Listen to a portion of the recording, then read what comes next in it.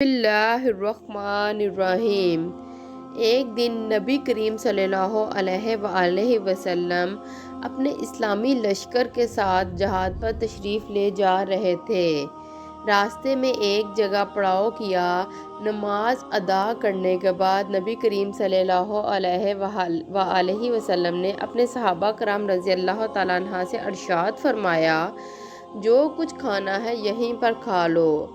जब खाना खाने लगे तो सहाबा कराम रज़ियल्लाहु तआला अन्हा ने अर्ज़ किया, या रसूलल्लाह सल्लल्लाहु अलैहि वसल्लम, रोटी के साथ खाने को कुछ भी नहीं है।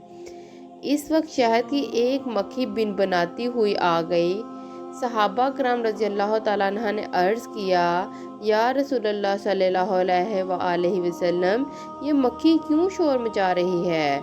हजूर अकरम सल्लल्लाहु अलैहि वसल्लम ने इरशाद फरमाया, ये मक्खी कह रही है कि हम मक्खियाँ बेकरार हैं।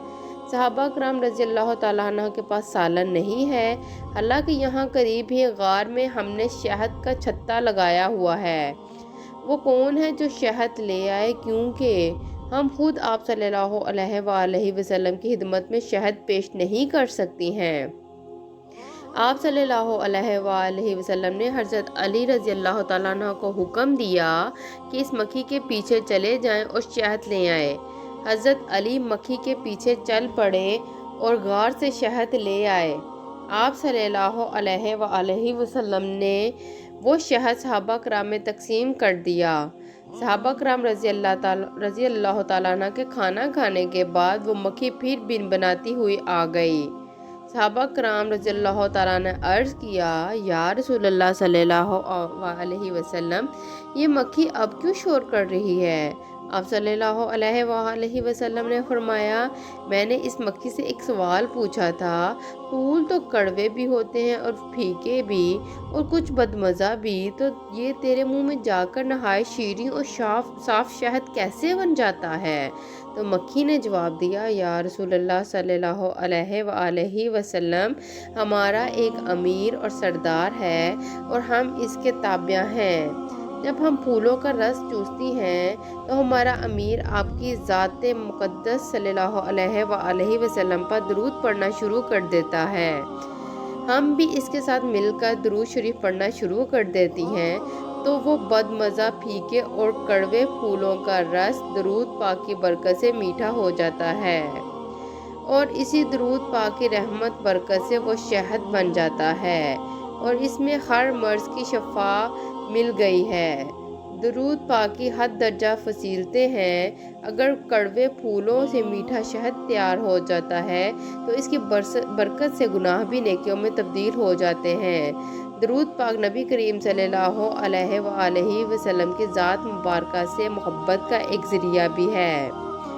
दरूद पाक की 12 बरक़ात। नंबर 1, अल्लाह ताला के हुक्म की तामील होती है। नंबर 2, एक मरतबा दुरूद शरीफ पढ़ने से पढ़ने वाले पर 10 रहमतें नाजिल होती हैं। नंबर 3, इसके 10 दर्जात बुलंद होते हैं। नंबर 4, इसके लिए 10 नेकियां लिखी जाती हैं।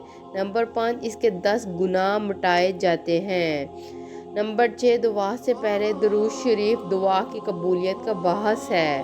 नंबर 7, दुरूद शरीफ नबी रहमत सल्लल्लाहु अलैहि वसल्लम की शफाअत का सबब है। नंबर 8, दुरूद शरीफ गुनाहों की बख्शिश का बहस है।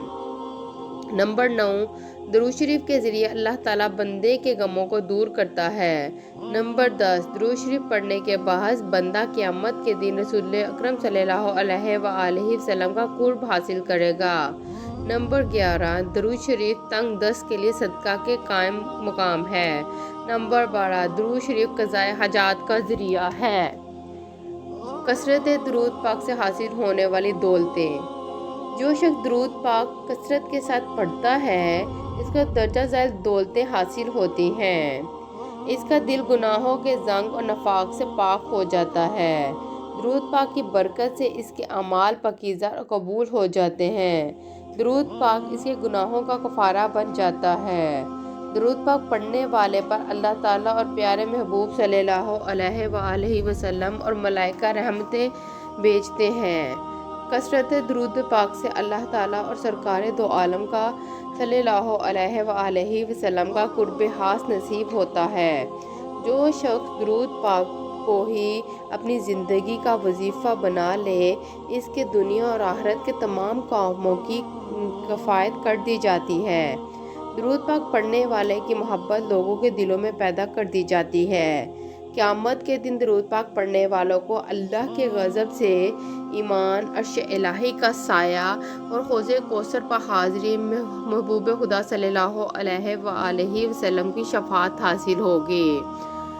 درود پاک اپنے پڑھنے والے کے لیے استغفار کرتا ہے۔ درود پاک ایک محبوب ترین عمل اور لذیذ ترین عبادت ہے۔ اس کو کثرت سے پڑھنے والا نہ دنیا میں کسی چیز سے محروم رہے گا اور نہ ہی آخرت میں۔